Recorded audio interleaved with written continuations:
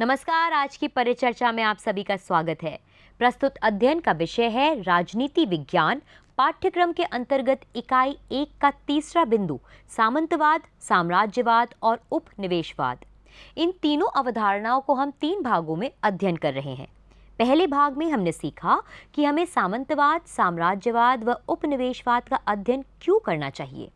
फिर देखा कि सामंतवादी व्यवस्था क्या है, राष्ट्रवाद से इसका क्या संबंध है। यह भी सीखा कि वे कौन से कारक थे जिसके कारण सामंतवाद का पतन हुआ। हमने दूसरे भाग में साम्राज्यवाद की अवधारणा को समझा कि साम्राज्यवाद के सैद्धांतिक व व्यवहारिक पक्ष क्या हैं। फिर साम्राज्यवाद के विभिन्न रूपों और उसके विकास की विभिन्न अवस्थाओं को समझा। इसके बाद साम्राज्यवाद और आज के वैश्वीकरण में क्या संबंध है, कुछ जानने का प्रयास किया। अब तीसरे और अंतिम भाग में उपनिवेशवाद को जानने व समझने का प्रयास करेंगे। आज के व्याख्यान का विषय है उपनिवेशवाद। इस व्याख्यान में हम यह जानने का प्रयास करेंगे कि उपनिवेशवाद क्या है और साम्राज्यवाद व उपनिवेशवाद में अंतर की चर्चा करते हुए उपनिवेशवाद के विभिन्न पहलुओं का अध्ययन करेंगे। साथ में भारत के संदर्भ में भी उपनिवेशवाद को जानेंगे। आज के हमारे विषय विशेषज्ञ हैं डॉक्टर शिवपूजन प्रसाद पाठक, जो वर्तमान समय में भारतीय कॉलेज दिल्ली विश्वविद्यालय में सहायक प्रोफेसर हैं, और मैं हूं साक्षी मांडवाल। आज जिन बिंदुओं पर हम चर्चा करेंगे वह इस प्रकार हैं: उपनिवेशवाद का अर्थ, उपनिवेशवाद की विशेषताएं, साम्राज्यवाद और उपनिवेशवाद में अंतर, उपनिवेशों की स्थापना का कारण, नव उपनिवेशवाद, नव उपनिवेशवाद के उपकरण, नव उपनिवेशवाद के प्रतीक, भारत में उपनिवेशवाद, औपनिवेशिक शासन का प्रभाव।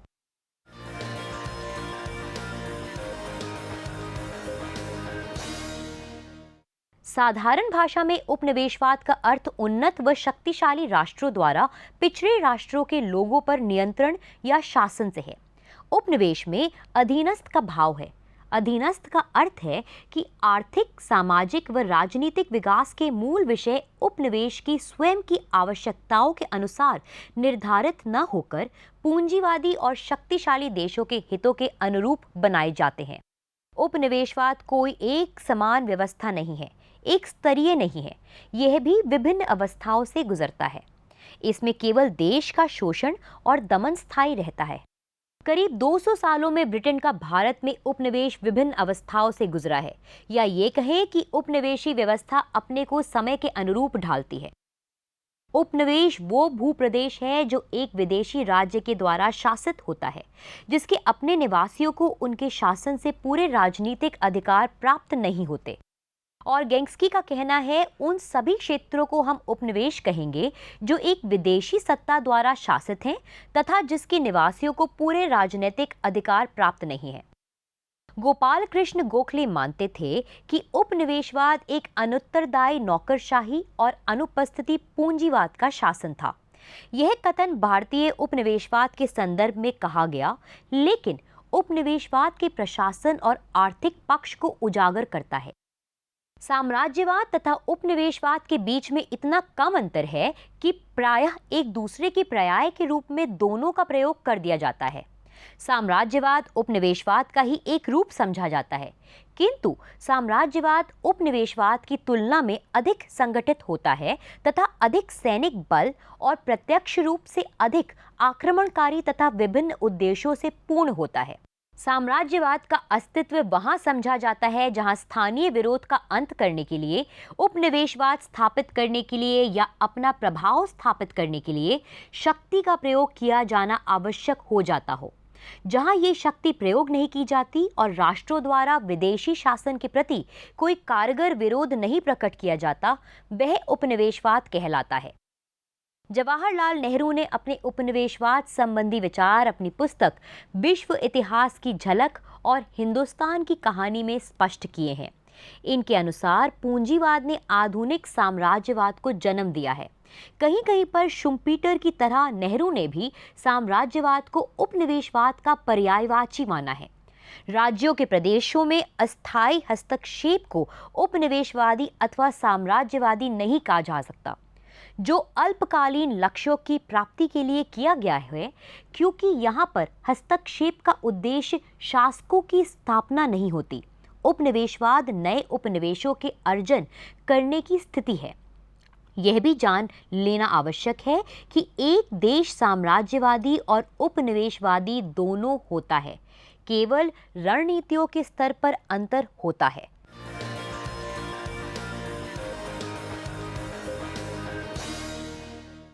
उपनिवेशवाद आर्थिक साम्राज्यवाद का ही विकृत रूप होता है। इस प्रकार जब आर्थिक लाभ के लिए साम्राज्यवादी व्यवस्था अपनाई जाती है, तब उसे उपनिवेशवादी व्यवस्था कहते हैं।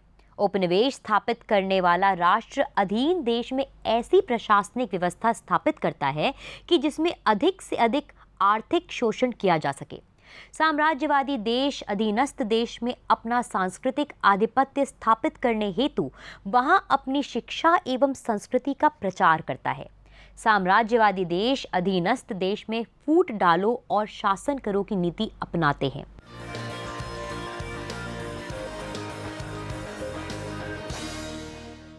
साम्राज्यवाद के अधीन प्रदेशों पर साम्राज्यवादी देशों की विधि व्यवस्था तथा शासन प्रणाली को एकदम से स्थापित कर दिया जाता है, जबकि उपनिवेशवाद के अधीन प्रदेशों की विधि और शासन व्यवस्था पर पूरा नियंत्रण नहीं होता, लेकिन मूल शासन प्रणाली की कई विशेषताएं स्वीकार कर ली जाती हैं।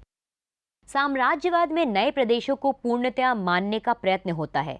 इन प्रदेशों की बलात्नमी सभ्यता, संस्कृति, जीवन, मूल राजनीतिक संस्थाएं तथा आर्थिक नीतियों को अपनाने के लिए बाध्य किया जाता है, जो कि साम्राज्यवादी देश की होती थी, जबकि उपनिवेशवाद के मूल निवासियों की सांस्कृतिक तथा सामाजिक विशेषताएं जीवित रहती हैं। साम्राज्यवाद का पूर्ण विलयन हो जाता था, जबकि उपनिवेशवाद में राष्ट्रीयता के विकास के अवसर अधिक होते थे। और गेंस्की ने उपनिवेशवाद का वर्गीकरण दो प्रकार से किया है। प्रथम बिंदु उपनिवेश होते हैं। यह छोटे भूखंड होते हैं। महासागरों के छोटे छोटे द्वीप अथवा विशाल महाद्वीप के काफी छोटे प्रदेश इसके उदाहरण हैं। इनको बिंदु उपनिवेश इसलिए कहा जाता है क्योंकि विश्व मानचित्र में यह केवल एक बिंदु की तरह होते हैं। इन बिंदु उपनिवेशों का नियंत्रण और उपयोग एक व्यापारिक केंद्र अथवा समुद्र व्यापारिक तथा सामरिक महत्व के मार्गों पर ईंधन भरने के लिए किया जाता है। वर्तमान समय में हिंद महासागर में डियो गार्शिया है, जिस पर संयुक्त राज्य अमेरिका का नियंत्रण है। दूसरा क्षेत्रीय उपनिवेश था। ये विशाल भूप्रदेश है जिन पर आर्थिक तथा राजनीतिक कारणों से नियंत्रण स्थापित किया जाता है। और गेंस्की ने क्षेत्रीय उपनिवेश का भी वर्गीकरण बस्ती उपनिवेश और शोषण क्षेत्र उपनिवेश में किया है। बस्ती उपनिवेश वे है जहां की जलवायु और जहां का मौसम ऋतु यूरोपीय लोगों को अनुकूल थी और वे बहुत बड़ी संख्या में वहां पर निवास करते थे। शोषण क्षेत्र उपनिवेश वे क्षेत्र है जिनका प्रयोग केवल शोषण के लिए किया जाता है तथा इन उपनिवेशों में यूरोपियों की संख्या बहुत कम होती थी। कोई भी उपनिवेशवादी राष्ट्र उपनिवेशों को आसानी से नहीं छोड़ता, क्योंकि उपनिवेशों का शोषण करना व लाभ प्राप्त करना एक बहुत बड़ा आकर्षण होता था।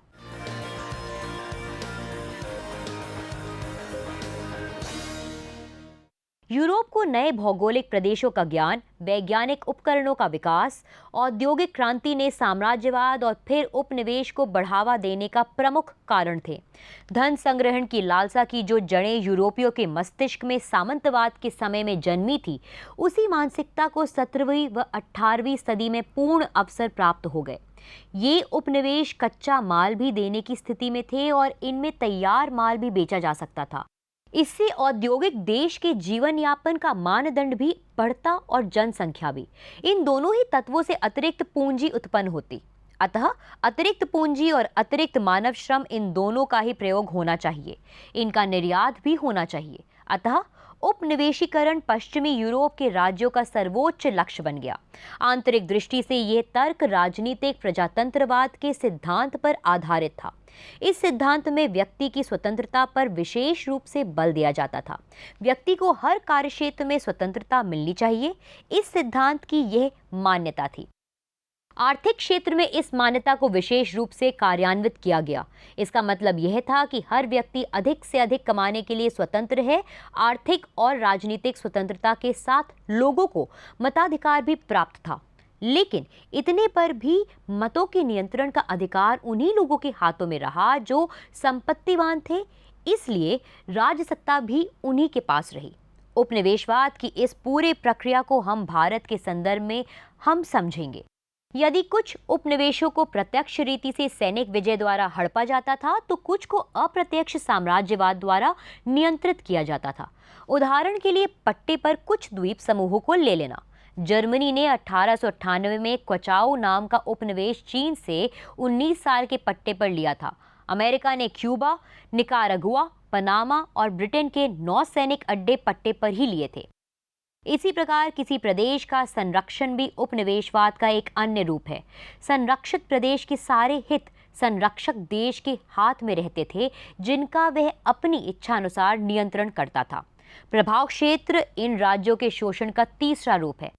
प्रभाव क्षेत्रों में संप्रभुता एवं राजनीतिक सत्ता तो देशी लोगों के हाथ ही में रहती है, किंतु साम्राज्यवादी देशों को कुछ विशेष आर्थिक सुविधाएं प्रदान कर दी जाती हैं। आदेशांतर्गत शासित प्रदेश उपनिवेशवाद का वह चौथा रूप है जिसे प्रथम महायुद्ध की समाप्ति के बाद जन्म दिया गया। आदेश अंतर्गत शासित प्रदेश वे थे जो प्रथम महायुद्ध के पूर्व जर्मन या टर्किश साम्राज्य के अंश थे, लेकिन जिन्हें बाद में छीन लिया गया था और छीनकर लीग ऑफ नेशंस की ओर से किन्हीं मित्र राष्ट्रों को सौंप दिया गया था। संयुक्त राष्ट्र संघ की ट्रस्टीशिप व्यवस्था साम्राज्यवाद का एक नया रूप ही था। इस बात को सर राधाकृष्णन जैसे गंभीर विचारक ने भी स्वीकार किया था।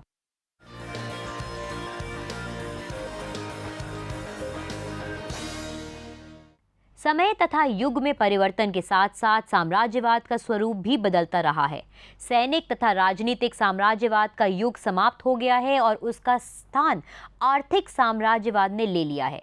आर्थिक साम्राज्यवाद के अंतर्गत तो प्रत्यक्ष रूप से कोई भी देश साम्राज्यवादी देश के नियंत्रण से मुक्त होता है, परंतु अप्रत्यक्ष रूप से उसको उस देश के निर्देशों का पालन करना पड़ता है।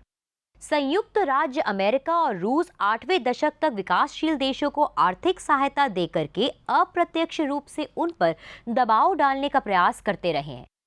उदाहरण के लिए डॉलर के माध्यम से अमेरिका विकासशील देशों पर नियंत्रण स्थापित करता रहा है। इसको डॉलर साम्राज्यवाद या डॉलर कूटनीति की संज्ञा दी गई है। इस प्रकार से साम्राज्यवाद के स्थान पर नव उपनिवेशवाद की स्थापना हुई है। जब दूसरे विश्व युद्ध के बाद साम्राज्यवाद और उपनिवेशवाद का विघटन शुरू हो गया था और नवोदित देशों का उदय हुआ, एशिया तथा अफ्रीका के अधिकांश देश वैसे तो राजनीतिक रूप से स्वतंत्र तथा संप्रभु हैं, लेकिन अप्रत्यक्ष रूप से किसी न किसी महाशक्ति के प्रभाव में रहे हैं। इस आधुनिक साम्राज्यवाद को ही नव उपनिवेशवाद कहते हैं। नव उपनिवेशवाद का मुख्य लक्ष्य होता है कि राजनीतिक स्वतंत्रता के बावजूद आर्थिक नियंत्रण बनाए रखा जाए। ऐसा माना जाता है कि अधिकांश देश वैसे तो राजनीतिक रूप से संप्रभु हैं, लेकिन महाशक्तियों की जकड़न में हैं। विकासशील देश आर्थिक दृष्टि से दासता के क्षेत्र में फंसते जाते रहे हैं।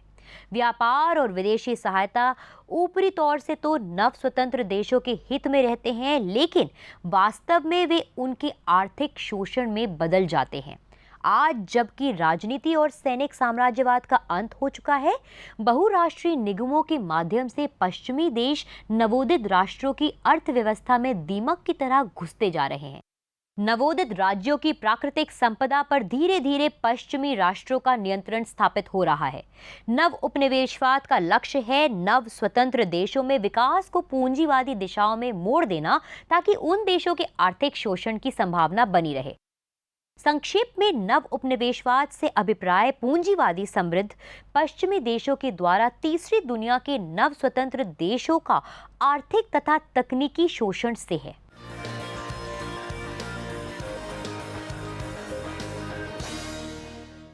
ऑर्गेंस्की के अनुसार नव उपनिवेशवाद के 3 उपकरण हैं: राजनीतिक उपकरण, आर्थिक दृष्टि से पराश्रित तथा पिछलग्गू देश।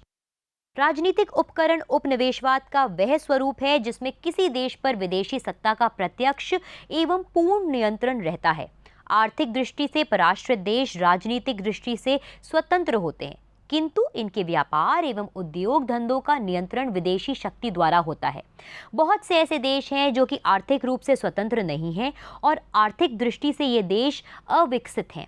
ऐसे देशों की अर्थव्यवस्था का संचालन उस देश की सरकार के द्वारा नहीं किया जाता है। विदेशी राष्ट्र पराश्रित राष्ट्र में अधिक से अधिक पूंजी लगा कर के उद्योग धंधे स्थापित करते हैं। यदि किसी देश के अधिकांश उद्योग धंधे तथा उस देश के अधिकांश व्यापार विदेशियों के हाथ में हो तो वह राष्ट्र स्वतंत्र नहीं हो पाता है। यदि किसी देश की राष्ट्रीय आय का 51% फायदा विदेशियों को प्राप्त होता है तो निश्चित रूप से वह राष्ट्र पराश्रित राष्ट्र कहलाएगा।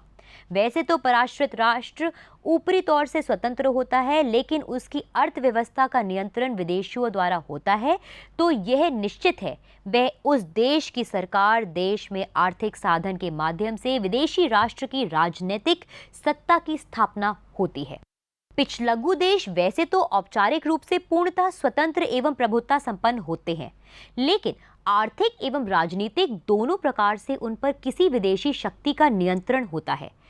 साम्यवादी देशों में अर्थव्यवस्था पर सरकार का नियंत्रण होता है, अतः एक देश के द्वारा दूसरे देश के ऊपर आर्थिक नियंत्रण के बगैर राजनीतिक नियंत्रण संभव नहीं है। इस प्रकार किसी राज्य पर विदेशी शक्ति का आर्थिक एवं राजनीतिक दोनों प्रकार का नियंत्रण स्थापित हो जाता है, वह पूरी तरह से पराधीन हो जाता है। ऐसे देश को पिछलग्गू देश की संज्ञा दी जाती है।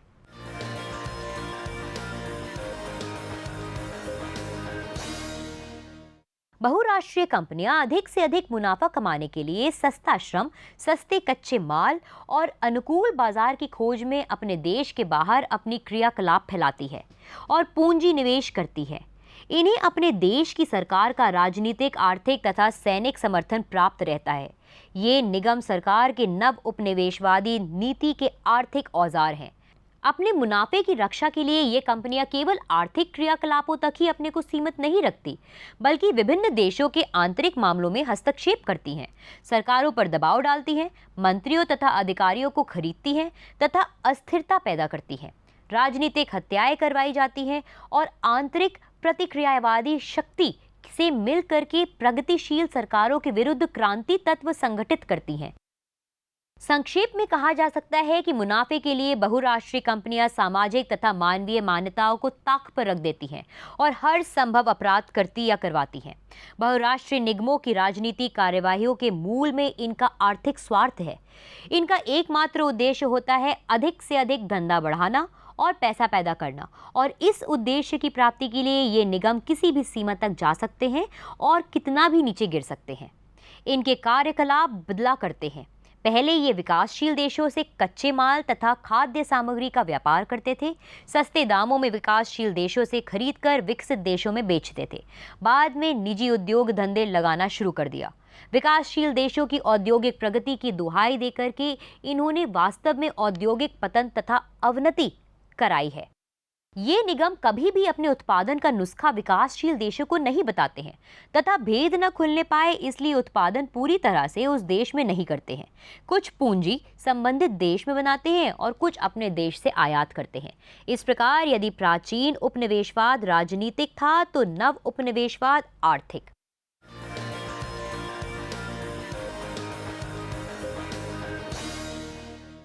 भारत लगभग 200 वर्षों 1756 से 1947 तक ब्रिटेन का उपनिवेश रहा है। प्रख्यात मार्क्सवादी लेखिका रजनी पामदत्त ने अपनी पुस्तक इंडिया टुडे में भारत के उपनिवेशवाद को 3 चरणों में इस प्रकार विभाजित किया है। प्रथम चरण 1757 से 1813, द्वितीय चरण 1813 से 1860, तृतीय चरण 1885 से 1947। इन 3 चरणों को वाणिज्यिक, औद्योगिक तथा वित्तीय पूंजीवाद के नाम से विभूषित किया गया। 17वीं और 18वीं शताब्दी में ब्रिटिश उपनिवेशवाद का मुख्य उद्देश्य भारत के साथ व्यापार तथा भारत की लूट था। 19वीं शताब्दी में भारत का प्रयोग ब्रिटेन में बनी हुई औद्योगिक वस्तुओं के लिए मुख्य बाजार के रूप में किया गया।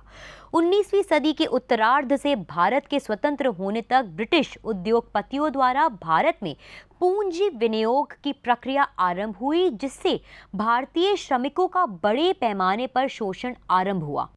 प्रथम चरण एकाधिपत्य व्यापार तथा प्रत्यक्ष विनियोग का काल कहलाता है। इस अवस्था में कंपनी का लक्ष्य था भारत के साथ व्यापार पर एकाधिकार प्राप्त करना। यह उपनिवेशी प्रतिस्पर्धा का भी समय था जहां पर अन्य यूरोपीय कंपनियां भी भारत में व्यापार स्थापित करना चाहती थी। दूसरा, कंपनी धीरे धीरे राज्य सत्ता पर नियंत्रण प्राप्त करके भारतीय राजस्व को प्रत्यक्ष रूप से अपने हाथ में लेना चाहती थी, क्योंकि भारतीय मुद्राओं के माध्यम से व्यापार संभव था। इस चरण में कोई प्रशासनिक और राजनीतिक परिवर्तन नहीं किए गए। द्वितीय अवस्था व्यापार के द्वारा शोषण का काल था। यह मुक्त व्यापार का समय था। इस अवस्था में भारत के आर्थिक, राजनीतिक, प्रशासनिक तथा सामाजिक सांस्कृतिक व्यवस्था में व्यापक हस्तक्षेप किए गए और उपनिवेशी हितों के अनुरूप ढालने की कोशिश हुई, जो सफल रही। कंपनी और ब्रिटिश पूंजीपतियों ने मिलकर भारत के उद्योग धंधों तथा व्यापार को नष्ट कर दिया और भारतीय वस्तुओं को यूरोप के बाजारों से निष्कासित कर दिया। भारत की उत्पादन व्यवस्था को तहस नहस कर दिया गया और वह देश जो किसी समय अपनी समृद्धि के लिए सारे संसार में मशहूर था, उसे निर्धन, भुखमरी और अकाल का घर बना दिया गया। भारत का आर्थिक विकास विदेशी शोषणकारी व्यवस्था का एक भाग मात्र बनकर रह गया। तृतीय अवस्था की शुरुआत 1860 से मानी जाती है। अब भारत पूर्ण रूप से उपनिवेशवादी बन गया। भारत ब्रिटेन में निर्मित वस्तुओं के लिए बाजार था, कच्चे माल तथा खाद्यान्नों का स्रोत बन गया और पूंजी निवेश का महत्वपूर्ण क्षेत्र बन गया। इस अवस्था के प्रथम 2 चरणों में आर्थिक नीतियों के विनाशकारी परिणाम सामने आ रहे थे। उपनिवेशी शक्तियों को लाभ पहुंचाने भारत के अधिकाधिक भागों को व्यापारिक दायरे के अंतर्गत लाने के लिए सड़कों, यातायात और रेलवे का विकास शुरू किया गया। 1857 का विद्रोह इस बात का साक्ष्य है कि शोषण कितना तीव्र और अमानवीय था। इसका परिणाम यह हुआ कि भारतीय अर्थव्यवस्था तथा समाज ब्रिटेन की अर्थव्यवस्था तथा सामाजिक विकास के हित में ढले हुए थे।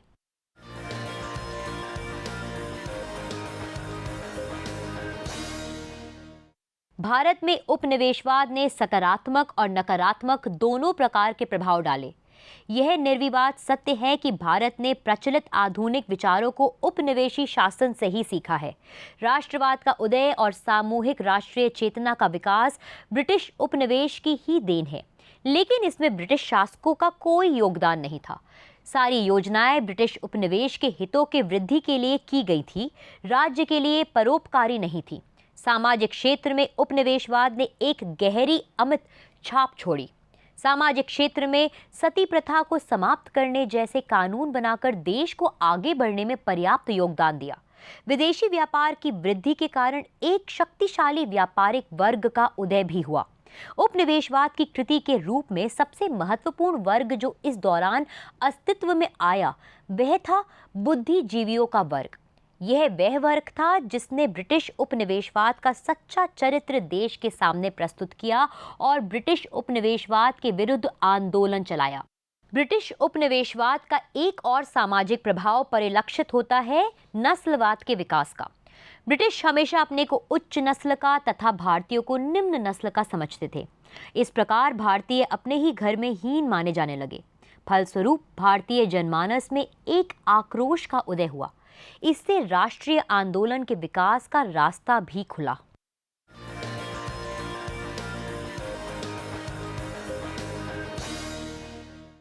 उपनिवेशवाद साम्राज्यवादी देशों द्वारा कमजोर देशों पर आधिपत्य करने का एक माध्यम था।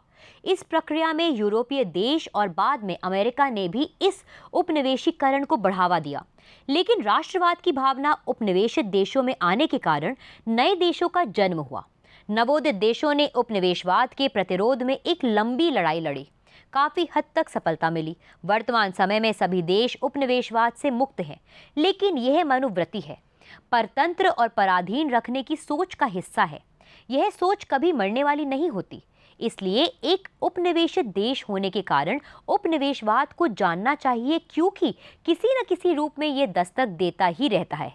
आज जिन बिंदुओं पर हमने चर्चा की वह इस प्रकार हैं: उपनिवेशवाद का अर्थ, उपनिवेशवाद की विशेषताएं, साम्राज्यवाद और उपनिवेशवाद में अंतर, उपनिवेशों की स्थापना का कारण, नव उपनिवेशवाद, नव उपनिवेशवाद के उपकरण, नव उपनिवेशवाद के प्रतीक, भारत में उपनिवेशवाद, औपनिवेशिक शासन का प्रभाव। आज हम अपनी चर्चा को यहीं पर विश्राम देते हैं। आपकी सलाह और प्रश्न हमेशा आमंत्रित हैं। नमस्कार।